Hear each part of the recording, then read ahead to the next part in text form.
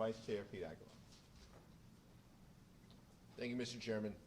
As the Chairman mentioned, the work that the American Rescue Plan was the focus of our caucus meeting, and hearing firsthand from speakers and hearing from members. Over 200 House and Senate members went to their districts and talked about the child tax credit, up to $300 per child for working families. These are the benefits that have meaningful and lasting impacts for our communities back home. These are the things that our communities are concerned about. And we know time and time again that House Democrats continue to stand up to lift up our communities. We thanked, in the room, we thanked Chairwoman Rosa DeLauro for her years of leadership on this issue. She has been a champion of the child tax credit, making it permanent, extending that benefit that individuals and families are going to see next month is so important and such a high priority for our caucus within the American Families Plan and the American Jobs Plan.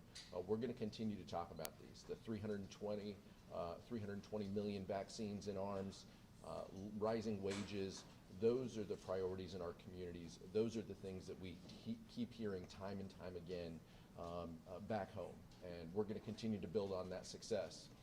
Those are the priorities that we're focused on. There are many things here in D.C., obviously, that folks want to talk about, but making meaningful, lasting change in our communities with those proposals and those policies that we've enacted is a forefront of our minds. Mr. Chairman. Thanks, Pete. Questions?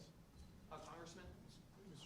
Mr. Jeffries. Middle here first, and I'll come to the other side. The Senate bipartisan talks are continuing this week, but we didn't get to see any plan from them, any deal. This comes after a previous month when Capito talked with Biden dragged on. Are you growing concerned at all about the pace of infrastructure talks? The House needs to speed up its work in order to get things done for the American people before August recess? Yeah, I'm confident at the end of the day that we are going to be able to get the American Jobs Plan over the finish line in the same way that we got the American Rescue Plan over the finish line. But there's a process that has been set forth. The President has been very clear in his public conversations with the American people, in his more intimate conversations with us through the administration, that he's committed to trying to achieve bipartisan progress in this area. Infrastructure has traditionally been bipartisan in nature, but it's the Republicans who may choose to politicize it. There's nothing partisan about a crumbling bridge or road or tunnel, crumbling airports, a mass transit system, the need to modernize our public school buildings, to bring broadband access to every single corner of America, in inner city America, rural America, small town America, Appalachia. There's nothing partisan about that. And so the question is, are the Republicans and Mitch McConnell simply going to continue to adopt the obstruction playbook, or are they going to negotiate in good faith to try to find common ground? And I think you've seen we're willing to be patient to see if we can achieve a bipartisan result. And if not, we're prepared to do what's necessary to get the American Jobs Plan over the finish line. And yesterday, your fellow New Yorker, Congressman Bowman, suggested that progressives here on the House side could team up to block legislation, block actions such as on infrastructure. How concerned are you about that, given the slim Democratic margin in the House, and are you having any conversations with progressives? I haven't had a conversation with Congressman Bowman about this particular point. I look forward to having that discussion with him. I'm confident that at the end of the day, as we were united with the American Rescue Plan, we'll be united with the American Jobs Plan. How comfortable are you with the scope of the Senate bipartisan plan that's under discussion, and do you feel like the reconciliation package, there's enough of a guarantee that that will pass to assuage any concerns? Well, we have to see what the ultimate product is before we're in a position to really meaningfully comment. I'll also ask our Vice Chair to weigh in.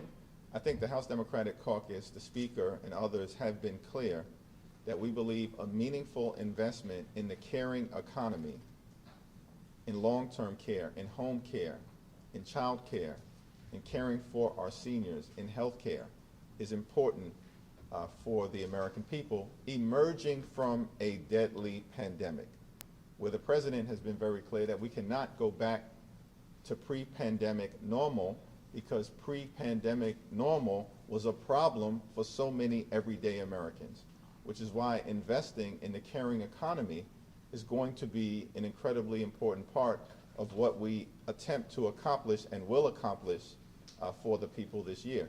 What the vehicle ultimately is to do that remains to be seen. But we have an ironclad commitment to the American people to meaningfully invest in the caring economy.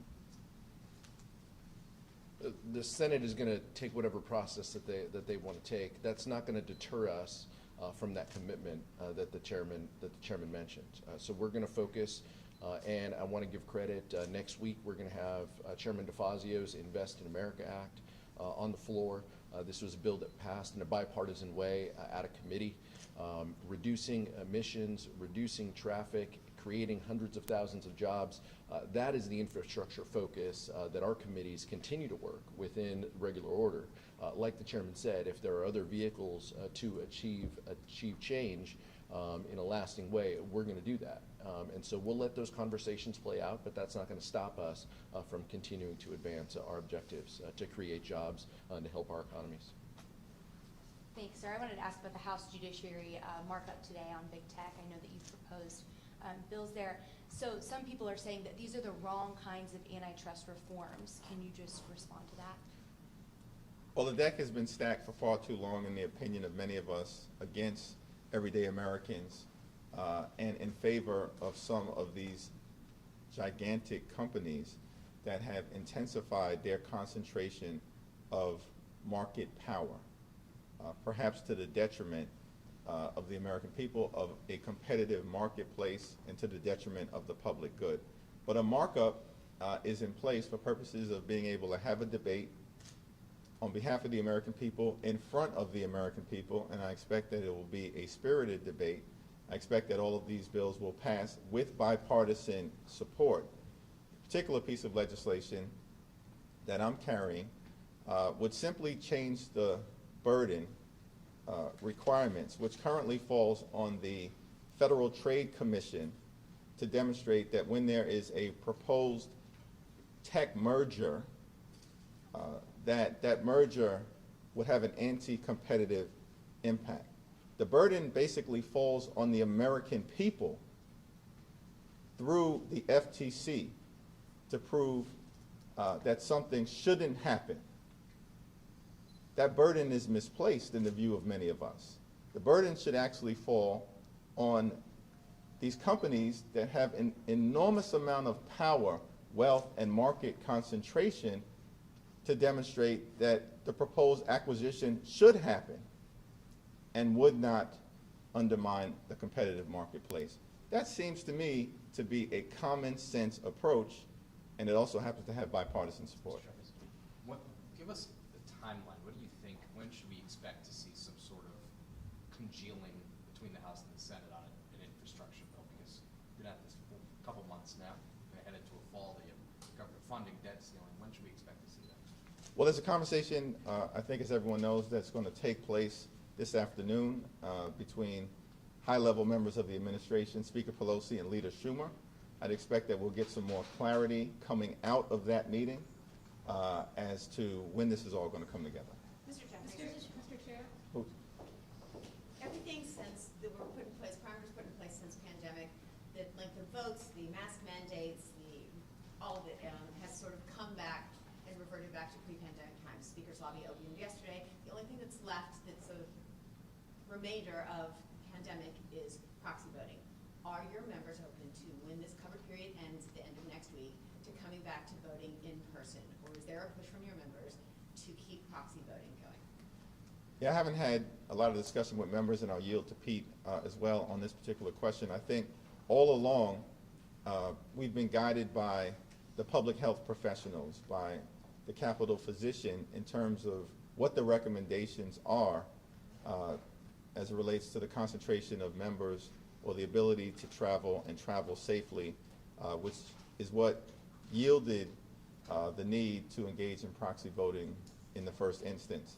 And I think the Speaker has been very clear with respect to the covered period being extended, that we're going to follow the public health guidance moving forward. there hasn't been a strong push one way or the other as it relates to proxy voting that I've felt, and I'll yield to Pete to see what his thoughts are on the matter. I would just say that that this has been incredibly helpful, and we know that Republican members have utilized this as well, proxy voting. But I would reject that things have completely changed and gone back to normal. We still have 20-minute votes. We are still being asked to be safe. We are still encouraging folks to get vaccinated, and some of our colleagues on the other side of the aisle have not, and we would encourage others. We would encourage them to tell their constituents, to tell their communities to get vaccinated as well with the increasing variant spread. So, we're going to follow the public health guidance, and it has nothing to do with the politics of this place. It has to do with making sure that members are safe, making sure that people can get here and be here and carry on this business. That's what our members are focused on. But just like the chairman, I haven't had a lot of conversations with members about this specific issue. But we're carrying on the business of the people. We're marking up bills. We're getting them to the floor. We're voting on them on the floor. And so we're going to continue to carry forward with the business. If I could follow up for a quick second? Sure. You said that it's not about politics, and I understand that, and there's about public health concern. There is an aspect of politics involved in it. You do have members who have fairly consistently voted proxy voting since January, who have said that they won't come back. They are not comfortable coming back until they know that all of the members are vaccinated. Now, that can't be told or shown or proven as we've worked on this story. Politically, that puts you in a place where your margin, your vote margin, is less than your members who have consistently voted proxy. So there's a political aspect to it, which is if you take away proxy voting, you might not have the votes you need. How do you address that? Is there a question there? I guess I would just continue to say no member has specifically told me that they are not coming back until 100%. So I haven't heard that. I haven't seen anything to that point. And I think when we're at home, and most of us were back home this weekend. I was in the west end of Coney Island, one of the poorest parts of the congressional district I represent. Nobody was asking about proxy voting. We were handing out food to people who are struggling through this pandemic. The American people are concerned. Important question in terms of process. But we're going to continue to focus on the concerns of the American people. How do they put food on the table? How do they pay the rent? How do they educate their children? How do they shelter their family? And that is what the American Rescue Plan was all about. That's what the American Jobs Plan is all about. That's what the American Families Plan is all about. And that's what House Democrats are all about. Mr. Mayor, Mr. Chair, very quickly, thank you. With respect to S1, with the failure of S1 yesterday, what is the status of the John Lewis Voting Rights Act, and do you see a need to expedite that in light of yesterday's vote to move quicker on it? Well, we want to continue to move forward to protect and defend the right to vote in America. And that's going to take two forms. The For the People Act, H.R. 1, as well as H.R. 4, the John Lewis Voting Rights Act. And it's extraordinary to me that the Senate is becoming an institution because of the Republicans that is primarily concerned with defending the status quo on behalf of the wealthy, the well-off, and the well-connected, and undermining our democracy. And the Senate's going to have to work out how to deal with some of the procedural obstacles to progress. But the word filibuster does not appear in the United States Constitution, and they're going to have to take a look at how to proceed. And I know those conversations are underway. With respect to H.R. 4, the Supreme Court was very clear in striking down portions of the 1965 Voting Rights Act in the Shelby County versus Holder decision in terms of what it thought Congress should do in order to make the Voting Rights Act whole. And so we're following that process, which involves a series of hearings and testimony that we receive and reports ultimately that are compiled.